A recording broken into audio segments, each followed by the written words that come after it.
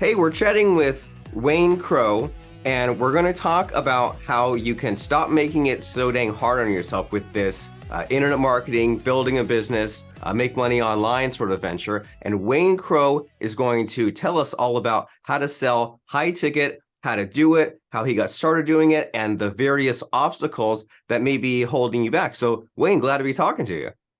You too, mate. This is awesome. Yeah, looking forward to sharing some gold nuggets. Yes, and you are awesome, and as you know, there are many amazing people out there on in the internet. And my understanding is that what you have for us today is to tell us all about how to sell a high ticket. That way, you're not chasing all these little sales. That way, you're not putting out all these fires. That way, you can actually build a business that supports your lifestyle, that is encouraging and motivating for you, that you can keep on building and growing and expanding. So, can you tell us? If someone says, Wayne Crowe, I've never heard of you, but I want to know the elevator pitch about what you're about. How are you unique? How do you stand out? What's the answer? Good question, mate. How am I unique? How do I kind of help the little guy get the big results. I think that's the best way to explain myself. I help the person who is now starting with internet marketing or affiliate marketing. And I help them get the results they want as quick as possible.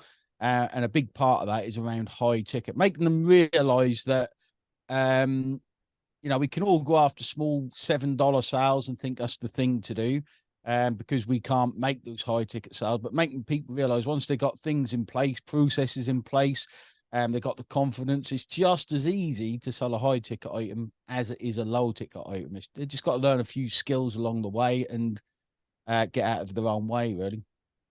And I like what you said there. There's the getting out of your own way aspect, but there's also you've heard that cliche or that saying of it's just as easy to make that $7 sale as that $7,000 sale. And I remember hearing that so many years ago and thinking, but how is that possibly true? And you just right in there said the secret there is you have sort of the system, the infrastructure in place, right? You have the confidence piece, and you have kind of things like the automatic traffic and the sales system, which is the thing that kind of makes it more of a predictable machine. And so you said that people come to you and they have maybe already gotten started a little bit with internet marketing and affiliate marketing, but what's the typical situation? Does the average person who come to you already have a website? Have they made affiliate sales? Have they established themselves? Like, what's the typical brand new student look like to you? So the brand new student has kind of done a bit of dabbing. They tried to make a bit of money online. They've tried to make their way through all the noise and the different things that you hear every day online, and they just feel like they spin the wheels. They can't get that clarity that they need to take the first step forward. A lot of the time we're just hearing different message after different message after different message and not getting any results. It's those type of people is to shake them up, give them some quick results, so that they feel confident they're in the right place. And then we want to get them, thinking, right, high ticket, let's get you ready, thinking about high ticket and realizing it's not as hard as what you think.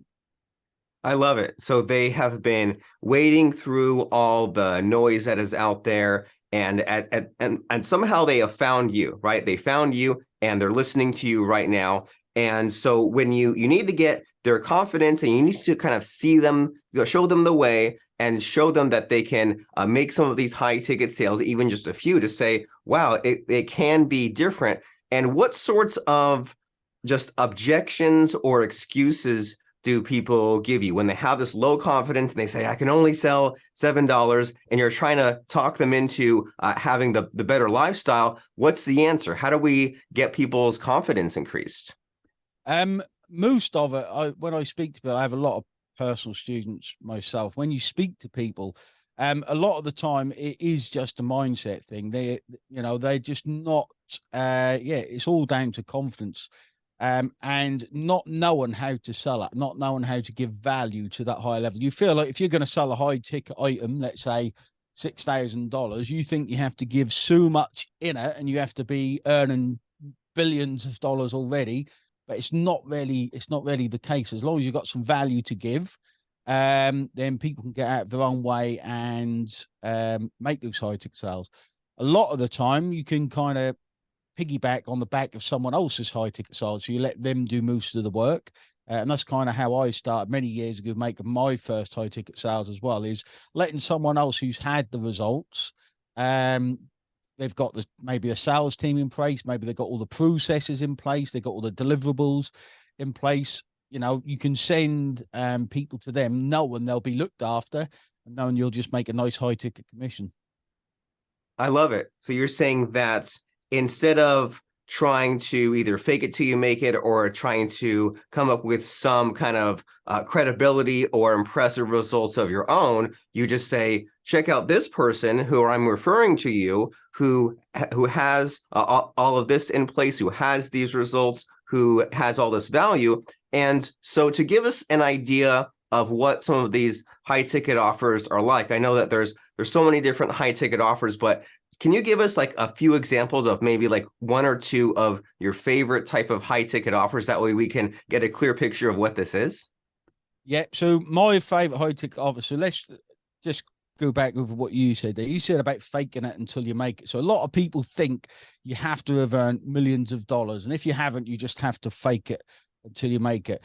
Not everyone out there wants to, you know, that might be on their goal list to earn $1 million. But a lot of the time, they've got to take a lot of small steps on the way. They've got to, like, a lot of people aren't very technical. Okay. So a high ticket offer to them, a perfect high ticket offer to them, is taking the technical aspect out of the way. So you do the technical side for them. Some people might have a problem with traffic. So some of our products, for example, deal with the traffic side. Sometimes we teach it. Sometimes we just do the traffic for them.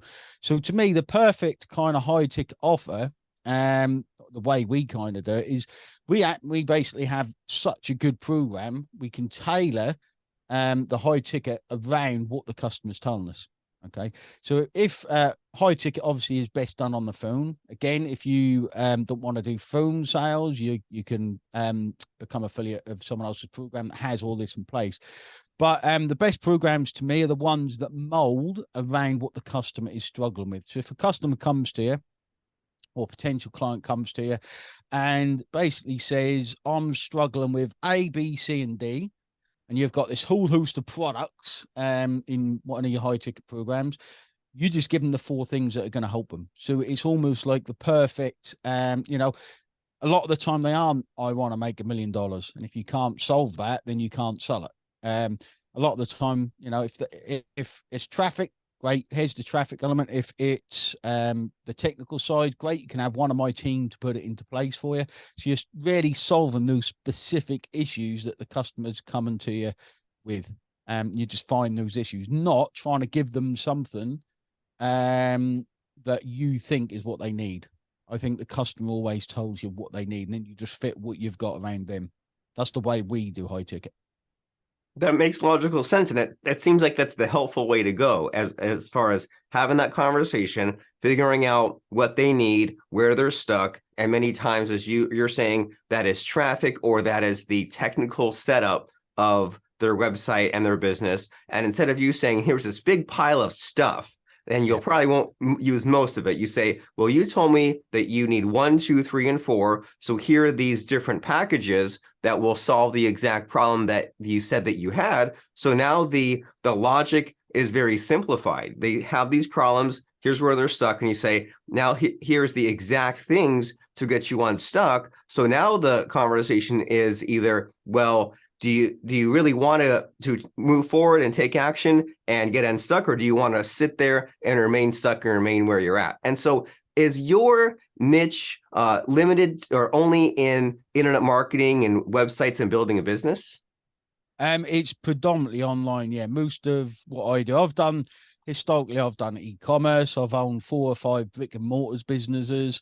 I've done a lot of different things, and the absolute best model out there to me is building email lists and affiliate marketing. Nothing else beats that. Like, as you can see, I'm in a shed at the end of my garden and I make millions. When I owned a business, I had 70 staff.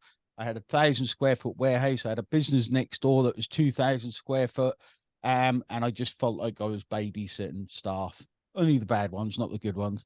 Whereas now I've got the freedom to do exactly what I want when I want. If I want to sit here and play games all day, I can. It just gives a whole new level of freedom. So for me, this is what I do now. This is what I'll do until I retire, because I absolutely love it. You finally found your groove. And so what is a typical week like for you? Like you said there that you some days you play games and you have fun, but as far as your weekly goals, are you always on the hunt for some new affiliate offer? Are you saying I want to send X number of email blasts per week? Are you looking at your KPIs and your numbers, your support staff? What's a typical schedule like for you, and what's sort of on your mind every week? So the main thing on my mind most of the time, I'm a tinkerer. I'm a tinkerer. I love this internet marketing game. It really is. It intrigues me. If I don't know something, I kind of want to know it, because that is, the journey is the best fun. Not actually, fine when you make the money, it's the end result, but it's actually the journey that you go on that is the best result. Perfect example is I'm learning. I woke up this morning, got up and continued learning a new traffic source that I left off from last night. So I like learning the nitty gritty. I like to learn and then teach it. That's why I want to master something, then teach it. A lot of people kind of know the basics and try and get by like that, but I want to know it, master it, and then teach my students exactly what to do with massive results. That's kind of what keeps me going. Tinkering is fun, and so we're saying that there's all this, like we said at the beginning, there's all this noise, right? There's all these things that you could possibly do. Anything is searchable on Google or on YouTube, but the problem is there's not enough time to do all these 500 different things. And so it seems like what you do is you sift through all the noise and you figure out something that works, and you put it to use, put it to practice, figure out a system, figure out the do's and don'ts. And then you say, now that I've refined all this mess into these logical step-by-step building blocks, now you can see my results and you can see how I put this in and get this out. And then now you can sort of replicate my success. And it's fun to think about this journey. And I want to kind of dive into your past slight bit, because I'm sure that, like we said, there's many people out there who are still stuck in that messy phase and they haven't got it all dialed in, figured out, refined. And so how long did it take you to get from just starting out? You said you did like e-commerce, building a business. What was that journey like, and how long did it take to get from just spinning your wheels, it was so confusing, into you had some real success? Wow, this is thinking back. I've kind of tinkered online pretty much all my life. I've kind of done these pay to click sites and all these things we all do when we start out. Then it all really started in the fact I just had my first my daughter. She's now 16, coming on for 17.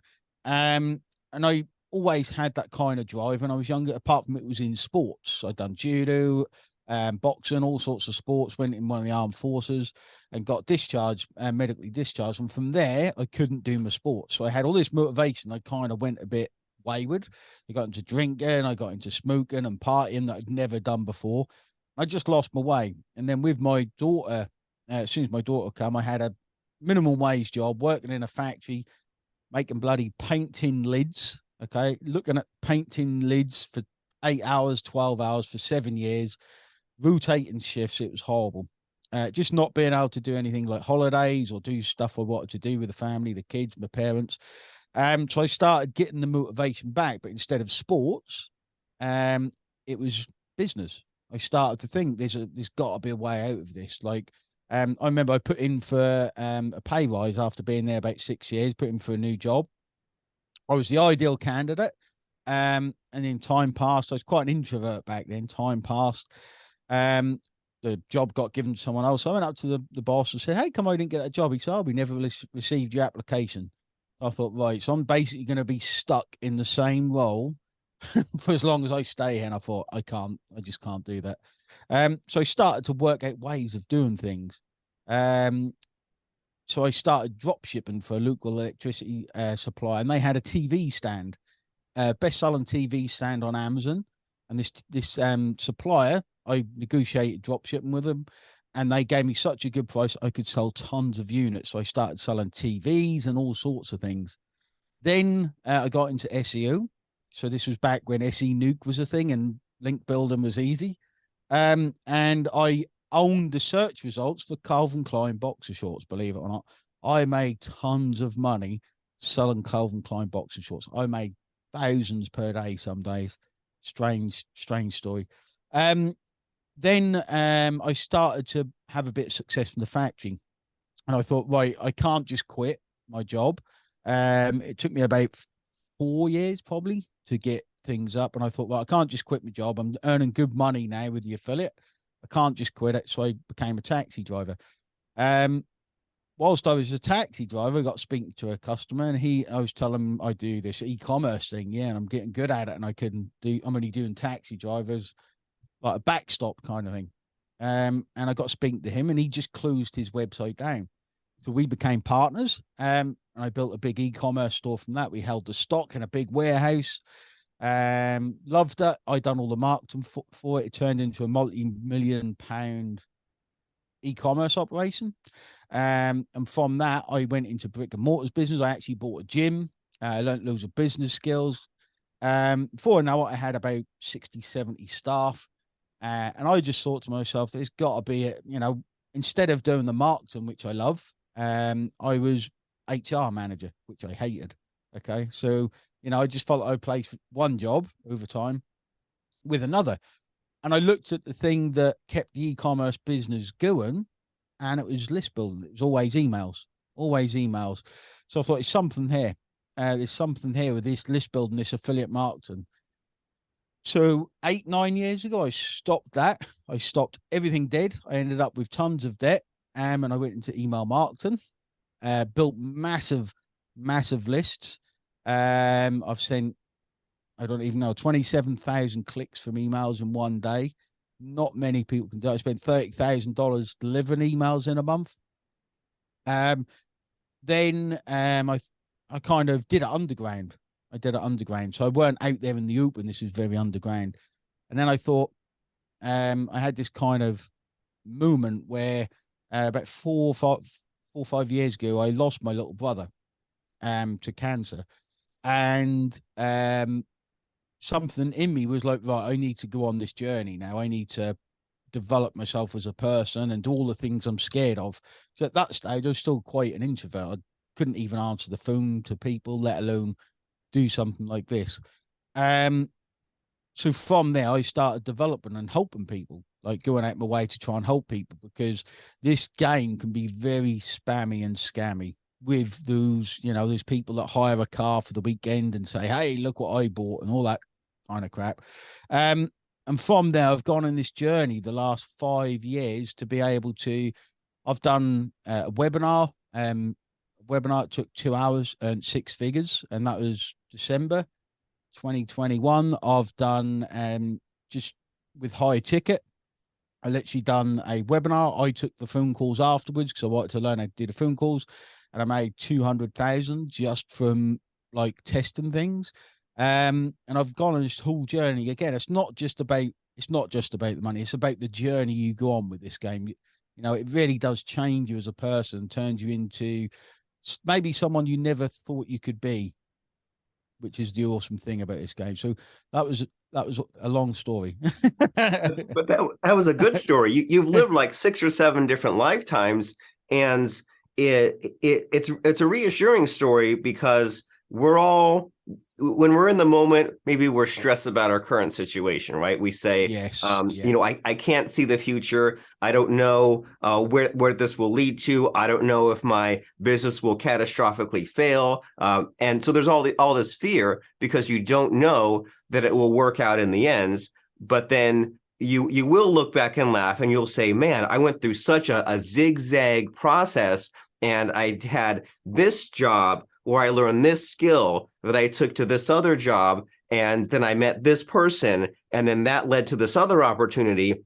And sometimes you kind of fail forward, and sometimes it's fast and it's scary, and sometimes you even hit a dead end. Like you said, that you got to the point where you got to the HR job, and you said, okay, well, now I'm at now this all of this saying yes to these opportunities and taking the calculated risks has led me here. And then you said, okay, instead of just completely giving up, you said, well, what's good about this, right? What do I like about this business and what have I learned? And you said, well, that led to the aha about the email list. And then you were able to take that from thing after thing. So what I get a lot from your story is that it's never a waste. If you think that you're in a job you don't like, or in a situation or in a business that maybe in the moment it's not where you want to be, it's setting you up for something better. And that might be in the case of figuring out what doesn't work, or figuring out what kind of a skill that you can apply, or maybe even discovering what your weaknesses are. And then that can lead to the realization of, okay, I need a team and I need someone to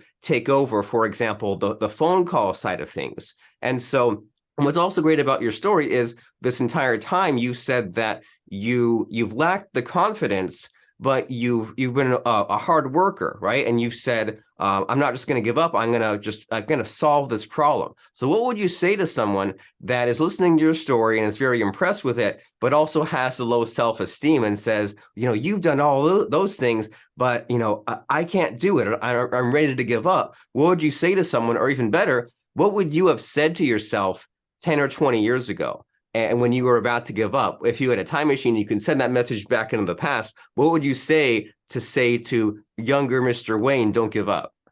That's a brilliant question. The big thing for me is there's a few things. It would have been enjoy the journey and get excited about who you can become. But the other thing that I never did, I always saw it as an ego thing. I don't need help. I'll work all out myself. Was always my attitude until actually a year ago. My attitude changed.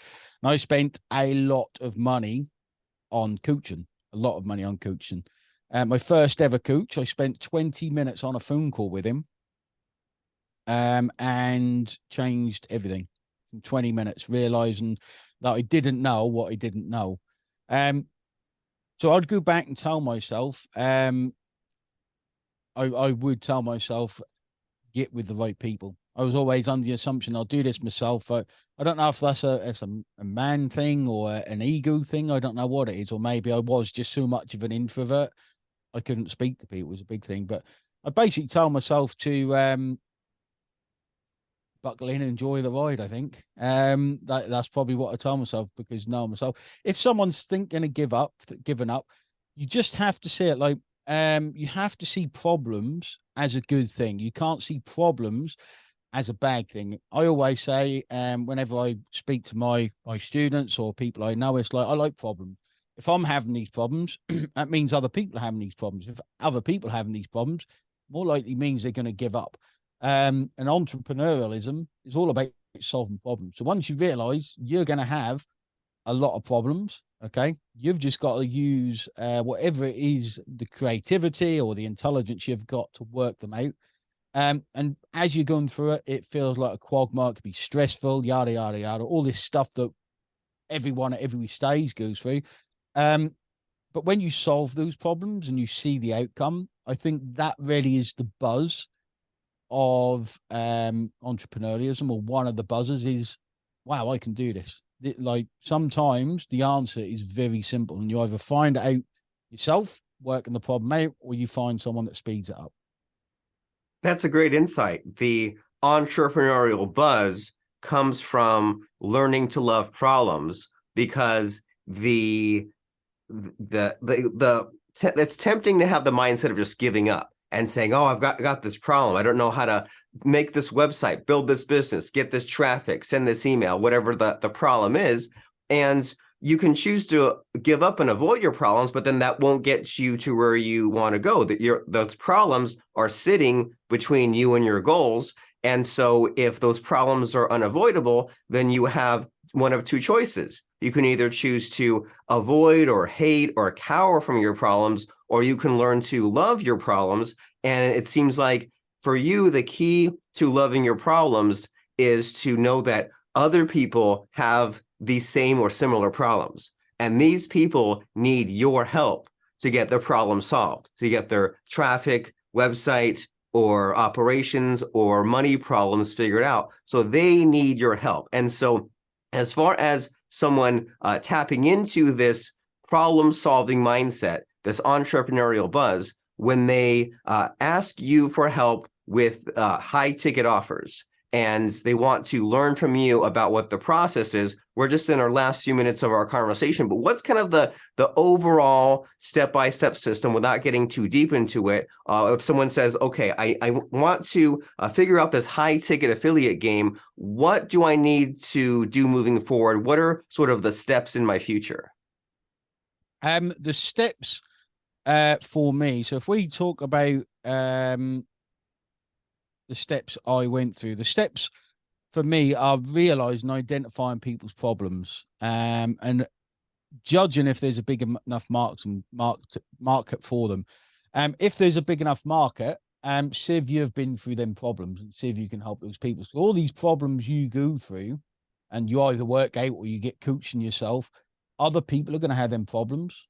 Okay, so that is basically what high ticket 90% of the time is normally a coaching or a training, a one-on-one coaching, a group coaching, or some form of advanced training. So again, it's part of the journey, I suppose. Part of the entrepreneurial journey is going through the pain, going through the problems, getting a coach to get you past the problems, and then teaching other people how to solve them problems. Once you've done that, once you've helped people solve the problems, a lot of the time it's just down to traffic. Like if you can send traffic to a high ticket affiliate offer, as long as there's a good offer, you can actually make a crap ton of sales yourself. There's a whole process you have to do. You have to learn how to sell high ticket, which I paid a coach for, and the difference is phenomenal. So yeah, I would say going through this journey, you're actually learning how to sell high ticket and how to put it into practice by solving the problems you've had, which other people are going to have. And what are the pieces? Because you said that there was kind of identifying the problem, having a mentor. We've mentioned like traffic, email list. Is like a website and a sales team and a tech team part of that as well? Yep. So normally, if you want to build one yourself, okay, if you want to build a high ticket yourself, you'd need sales process. You'd probably need setters, people that can get people on calls and follow up with people. You'd need telephone sales staff. You'd need to create the high ticket product. Again, obviously, one-on-one coaching is time limited. So you could build a training portal. Depends what market you're in, but for us, it's teaching people how to do traffic, teaching people how to sell high ticket, teaching people how to leverage our high ticket, and getting themselves out of the wrong way. So there's a lot of moving parts in a high ticket business. So sometimes the best thing you can do is find someone like us that have done it, that have done all the parts. You learn the 5% that you need to learn to get people to it, and then have them take care of the other 95%, and you just make the high ticket sales without most of the real hard work. Without making it super hard on themselves, without reinventing the wheel, and by not falling into the trap of being an arrogant man who refuses to stop and ask for directions, right? If you're stuck, there's no shame in saying, I've been trying it for so long on my own, and I'm making it way too hard on myself. I'm making every mistake there is to make and spending so much time. And then after I spend all this time making the mistakes, then the whole market changes, right? Then this Google rule or that Facebook rule or this solo ad source dries up, or now Calvin Klein boxer shorts is now the thing I don't rank for. Now I need to go for something else. So it's like you might run out of money, patience, time, and choices if you are low confidence but high arrogance. And it's time to make a shift in that mindset that you were mentioning before,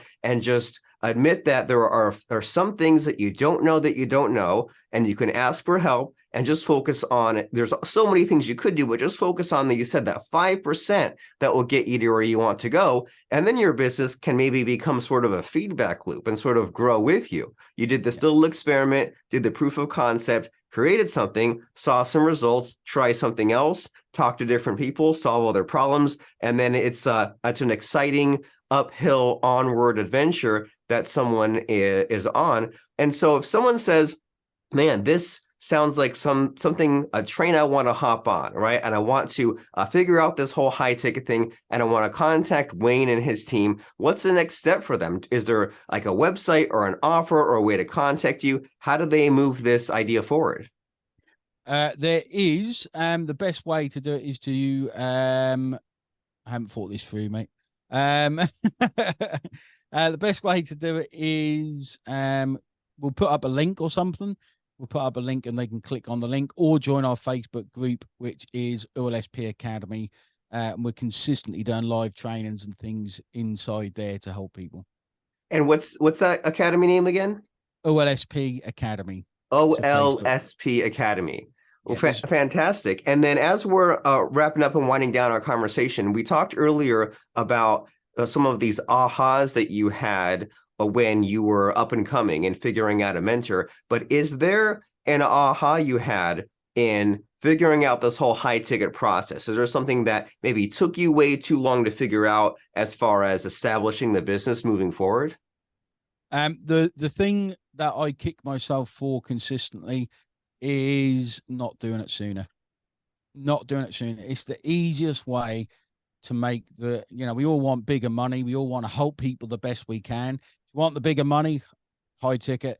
If you want to help people the best, you can't help someone when they've paid you $7. Like, you just can't.